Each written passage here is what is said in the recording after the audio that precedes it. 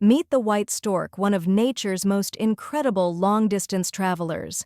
Every year, these birds migrate from Europe all the way to Africa, covering an astonishing up to 10,000 kilometers, over 6,000 miles, during their round trip.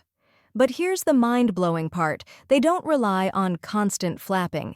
Instead, storks use thermal air currents to glide and soar through the sky, conserving energy on their massive journey. Their route: starting from Europe, Spain, Poland, Germany, passing through the Middle East, and finally reaching sub-Saharan Africa. The storks make these trips every year to escape the cold European winters and find more abundant food sources in Africa. Would you survive a 10,000-kilometer migration?